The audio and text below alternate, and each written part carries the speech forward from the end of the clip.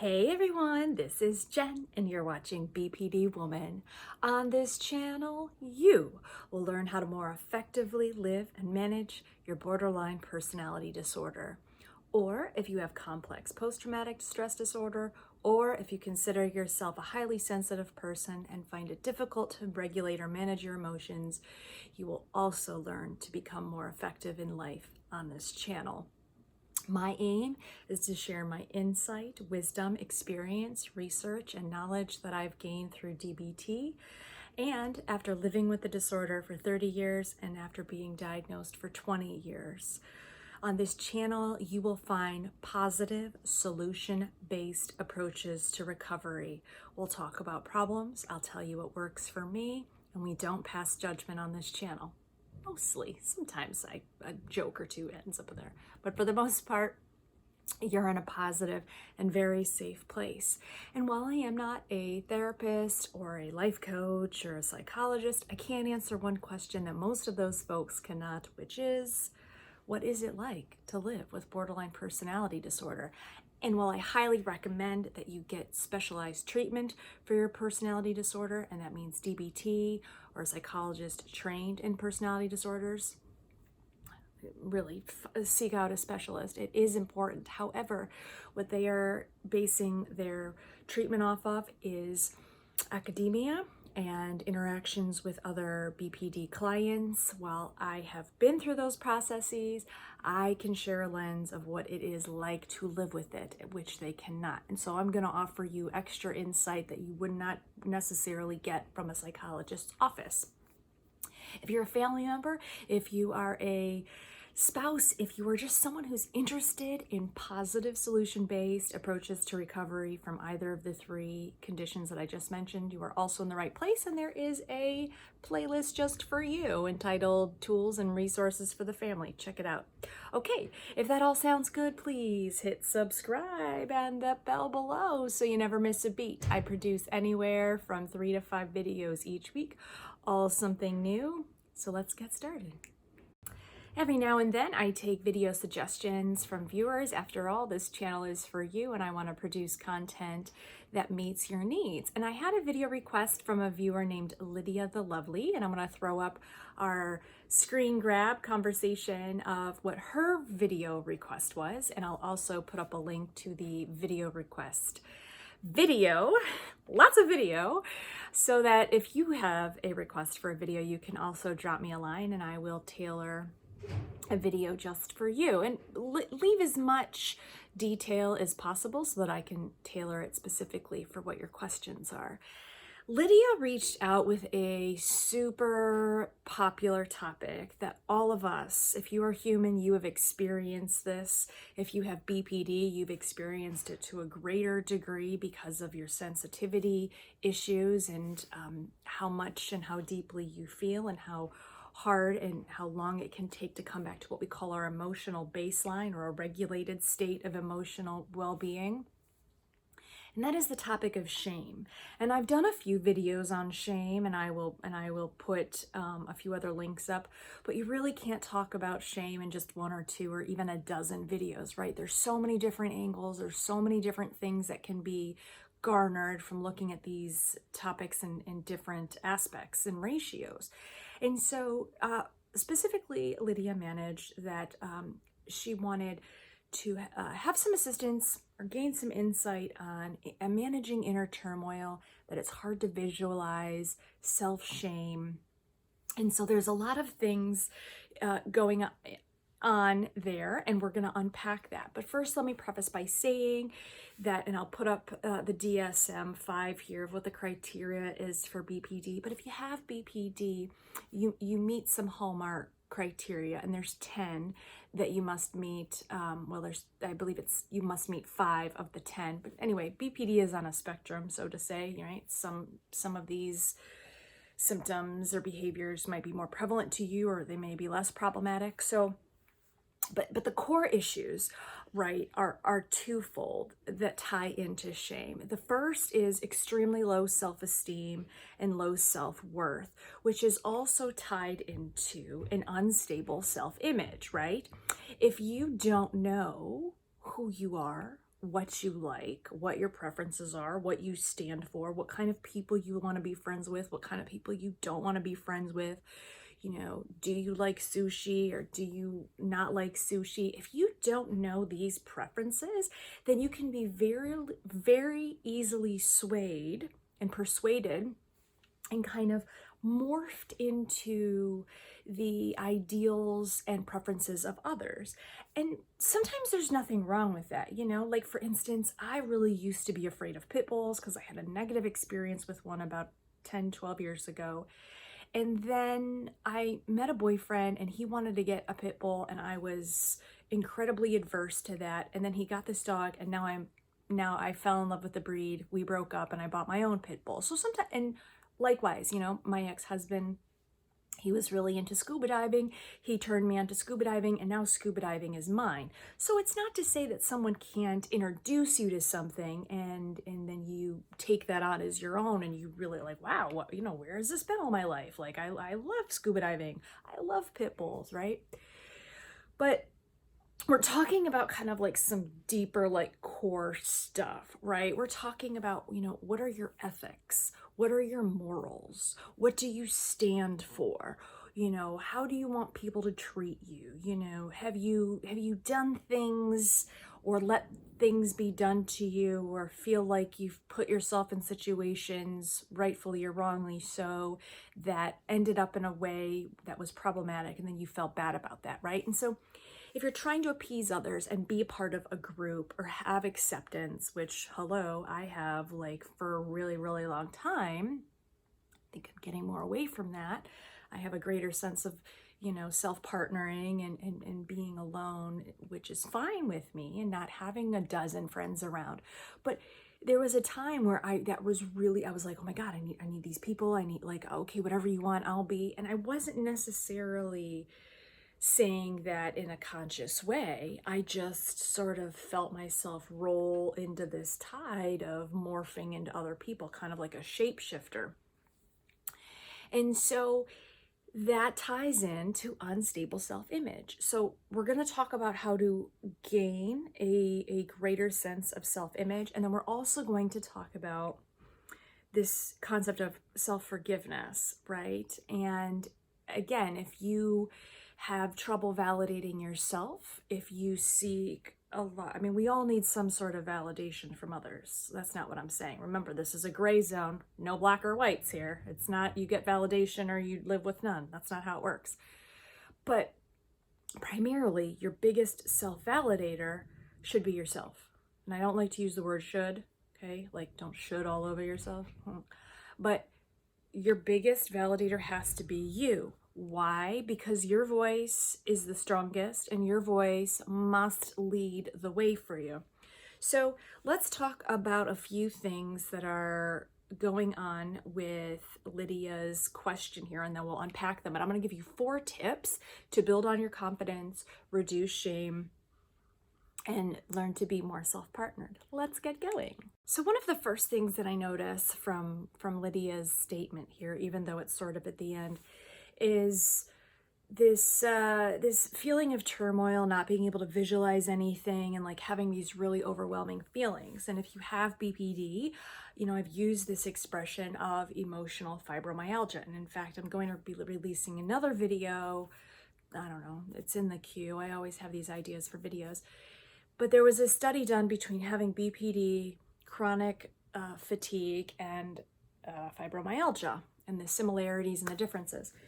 And so I've used this expression of emotional fibromyalgia, which means that if you have BPD or you're a highly sensitive person, or if you came from a traumatic background and now you're hypervigilant, you feel and see things on a greater level, and it takes you longer to come down from that experience. What do I mean? Okay, well, if it's just sprinkling outside, you know, it's just regular old rainstorm outside, okay, that's for a non-BPD person, that's just some rain. But if you have BPD, that can feel like a hurricane, right? That can feel like a typhoon, that can feel like a tsunami.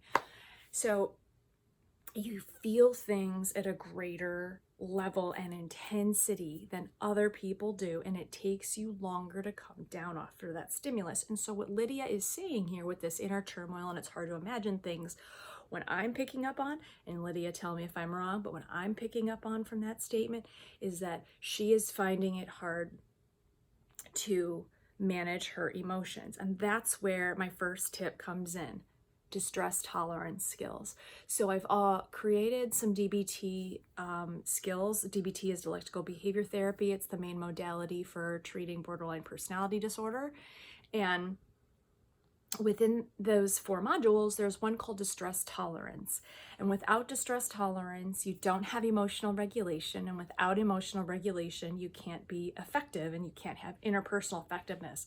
So to be effective or successful at anything, including reducing your feelings of shame and building on your self-confidence, you must be emotionally regulated. And the way to be emotionally regulated is complex, but it starts, if you're highly distressed, with some distress tolerance skills. So if you have a DBT app, and I do, I'll put up a screenshot. You can quickly go into this app and see, okay, quickly at a glance, what are my DBT distress tolerance skills? Okay. And so distress tolerance for me that has really worked, one thing that's really helpful is foreign language films. So you're gonna watch a movie or a show in a language that you don't speak, and so you're just reading subtitles. Why is this so important? Because it requires your full attention and your full cognitive effort. And if you are concentrating that deeply on something else, it becomes almost impossible to be worrying or thinking or ruminating. And I've done a video about rumination that I'll put up a link for. It becomes impossible, if not extremely difficult, to focus on that thing that has become distressing. And so what you're trying to do with these distress tolerance skills is distract yourself, right? You're challenging that emotion, right? You get hooked on an emotion like distress or turmoil, and like you ruminate and you cycle. And I call it the emotional Ferris wheel. You just, one thing leads into another, and it gets bigger and bigger, bigger, and then suddenly you're on like this huge, right, emotional Ferris wheel. And so the way to exit that Ferris wheel is to use distress tolerance skills. So the best way to do this is to do something that requires your full attention and your cognitive or physical contributions. So exercise, yoga has worked for me, watching foreign language films, doing a puzzle, playing Scrabble on your phone or Words with Friends, right? So before we get into any of these other steps, you must manage that distress tolerance. So that's tip number 1. So the second step that we're going to do is a new tip that I haven't talked about before. But essentially what you're going to do is a self-interview. So this is tip number 2. So when you find it hard to visualize something, or you are not sure who you are, right? You have likely grown up in an environment where either you weren't validated, or you were too busy worrying about surviving the environment, or the trauma, or the yelling, or the beating, or the financial, emotional, or physical instability or absence of your parents.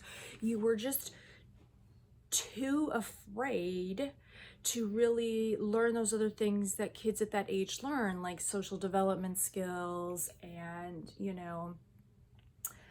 knowing who we are and what our self-worth is. And so then you kind of grow up, right? And you just try to get the hell out of that house. I mean, I did, as quickly as possible. And then one day you realize, well, shit, I don't really know who I am.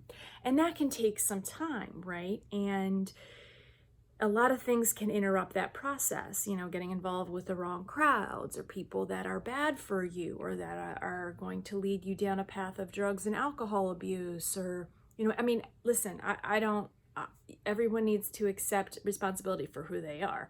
But what I'm saying here is that when you want to really get to know yourself and to stop some of this shame that's associated with not knowing who you are and letting yourself be molded by other situations and people, you do a self-interview.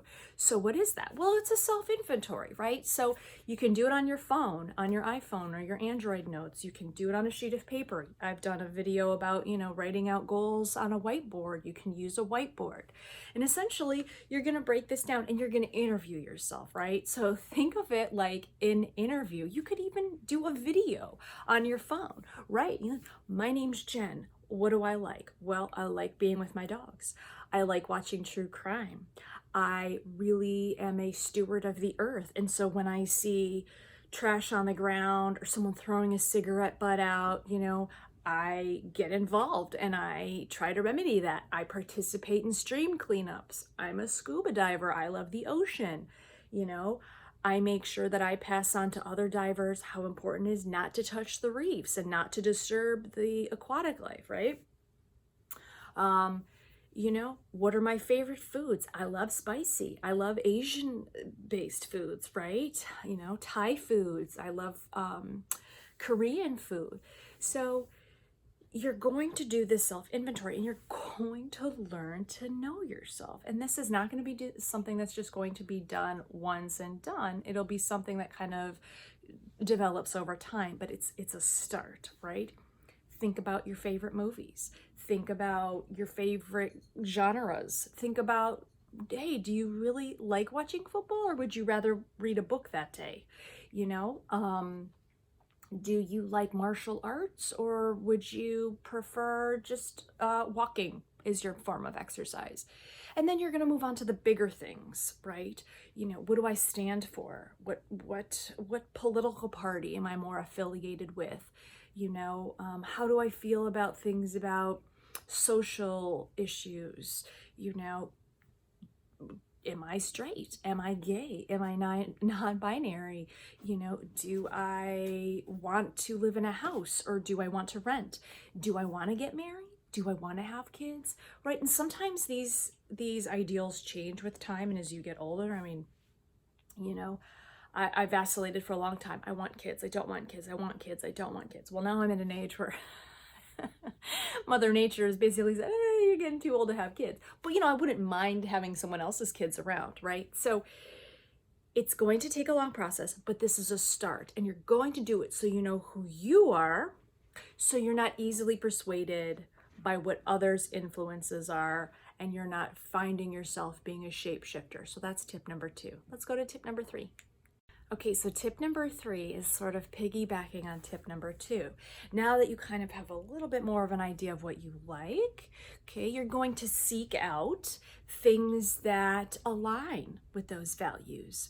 And if you can't find those things right away, or if you do find them, but you find that other people don't always agree with you, that's okay. Because tip number 3 is you're going to accept yourself. And I cannot say this enough, and this is for people with BPD, this is for the most of the world that doesn't have BPD. Whoever you are, strip away every medical disorder or label that you've been diagnosed with. You're going to accept yourself. And I will tell you, most of the time, other people simply will not accept you, or they'll push back, or they'll make it uncomfortable for you to, live within those ideals. And I wasn't able to challenge people overnight in an effective way. I've always been a challenging type of person, but like sexism, right? There's a lot of it. I see sexism, other people probably more tuned, depending on your race, to racism. But, anytime I hear sexism, I'll challenge. Oh yeah, what do you mean by that? Oh really? Why do you think I don't know how to change my own oil? Oh really? Why do you think this or that, right? And that goes back to my values, because my values are, I am probably more effective at doing these things than you are, and you just think you are because you're a man, right? Oh, you think that I can be sexualized and be paid less because I'm a woman? Well, think fucking again, right? So I accept myself, and I don't let people push down on me or push their sexism on me. So that's just one example. Now, accepting yourself and choosing the battles of which you're going to fight for are two different things, but I always accept myself. I am a woman. There's lots of sexism. I will not stand for it, and I am valuable, and I am not like a sexualized piece of meat that has no worth. Fuck that noise, okay? So I accept myself. And in accepting yourself goes into tip number 4, which is self-forgiveness. You know, we have learned to have a really low self-worth, either because of a traumatic, invalidating environment, or our needs were never met. You know, we would say, well, Mom, I don't really want a dog. I'm afraid of dogs. Well, we're getting 3 dogs, you know, right? Or, you know, you had to, I don't know how, like, you know, I didn't really like a lot of physical, you know, affection when I was little. And like my dad would say things like, well, I can hug you anytime I want. I'm your dad. Well, no, you fucking can't. So you've been invalidated in these environments. You've already most likely experienced things that have caused you some shame, whether that's abuse, which is no fault of your own, or, you know, maybe sexual abuse or a sexual assault. Perhaps you have done drugs and hurt other people. Perhaps you have said things that you didn't want. I mean, I have done so many things that I have felt regret and shame for, but feeling regret and making amends and moving on is where the self-forgiveness part comes in. And the shame is just something that sort of weighs you down like a wet blanket that you never do anything about. So shame and is different from regret and moving forward and making amends and becoming better. That's all you can do at any given time. All we can ever expect out of each other, and mostly ourselves, is that we're trying better and harder, and we're going to keep going, and we're going to get better and better. That's it, right? And so that's all you can do. You can only do the best at one time that you can. And that is where this idea of forgiveness comes in. Yes, accept it. You've done shitty things. Yes, super shitty things have been done to you. You do not have to be defined by those things, and you can move on, right? Like, I'm 40 years old, you know, my life is just about half over. So why am I going to let the other next 40 to 50 years dictate, you know, or have less weight than the first 40? No way. I'm only going to get better and better, right? And so accept yourself. And again, this goes into number 3, which is the forgiveness, but accept yourself. Okay, move on. You've done some things, make amends, realize that some people, if you've burned too far a bridge, they may not want to hear from you again. It's happened to me. You may lose jobs.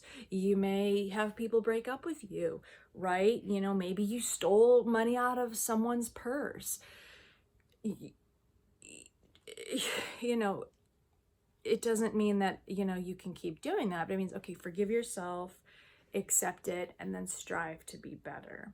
You know, shame is a huge, complex discussion, and I'm really glad. Thank you, Lydia, for requesting this topic again. And I hope that it's been helpful. And if you have further questions or you want to add to the discussion, please leave your comments below. My name's Jen. You've been watching BPD Woman. Please consider like, sharing, or subscribing. And until I speak with you next time, in everything you do, please be effective. Bye.